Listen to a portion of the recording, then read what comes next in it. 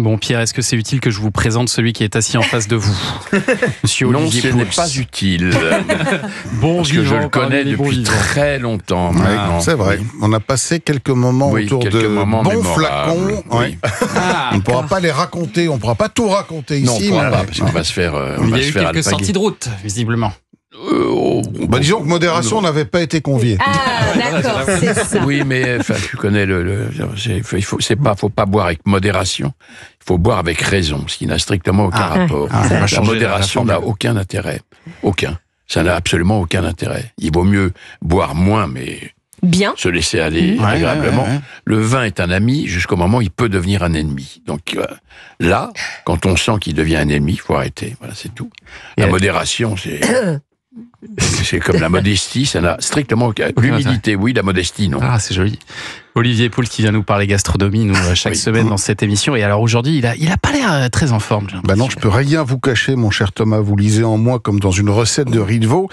Et à vrai dire, je suis un peu partagé entre le plaisir d'être ici avec vous, la joie de voir mon camarade Pierre Arditi, et la tristesse qui m'attend à la sortie de ce studio, parce que je me rendrai, comme beaucoup de mes confrères de chefs, de producteurs, d'artistes, aux obsèques de Jean-Luc Petit-Renaud, décédé il y a maintenant juste une semaine. Nous lui avons d'ailleurs rendu hommage samedi dernier sur cette antenne avec Laurent Mariotte et Constance Banquet entre 11h et 12h30. Dans la table des bons vivants, à laquelle il appartenait depuis le début. Et Pierre, vous avez témoigné, vous étiez aussi très copain avec Jean-Luc. Très. Et puis j'ai adoré ce type. Bon. Lui aussi ne ressemblait à personne. D'ailleurs, personne n'a pris sa place. Oui, c'est vrai. Il parlait de ça comme personne n'a réussi à parler de ça. Oui. Cela dit, il n'est pas question de se laisser abattre. Et je me suis demandé comment lui rendre hommage, un beau dernier hommage gastronomique, avec un produit de saison, rassembleur, ancré dans son terroir, puissant en goût. Et qu'est-ce qui coche toutes ces cases? Non, pas la raclette, Anissa. Encore que. J'allais dire la raclette. Un peu plus noble, la truffe. Waouh. Ah oui, quand même. Vous avez eu de belles étrennes, vous, j'ai l'impression. Mais je veux surtout vous démontrer que la truffe, c'est évidemment un produit prestigieux, c'est évidemment assez cher au kilo, mais elle est beaucoup plus abordable qu'on ne le pense. Alors tout d'abord, quand on parle de truffe, entendons-nous, c'est la Tuber Melanosporum, la seule, la vraie, la véritable truffe que l'on nomme aussi la noire du Périgord, que l'on cultive dans le sud-est, mais aussi dans la Loire, en Bourgogne, et surtout en Espagne, figurez-vous. Alors depuis que les fêtes sont derrière nous, le prix a bien baissé. On est passé de 1500 à environ 800 € le kilo. Ah oui. Ça non, 50 quand même. Vous allez dire c'est cher, mais on n'en mange pas 1 kilo. Oui. Une dizaine de grammes par personne, ça suffit, soit 8 €. Bon, il n'y a rien de délirant.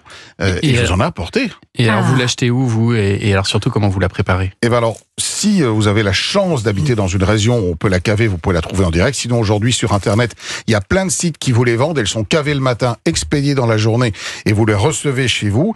Et ensuite, il faut respecter quelques règles. La truffe, on la mange le plus rapidement possible après la récolte, parce qu'ensuite, elle va perdre la puissance de ses arômes. On la conserve au frais dans un bocal avec un peu de riz pour absorber l'humidité. Ah bon?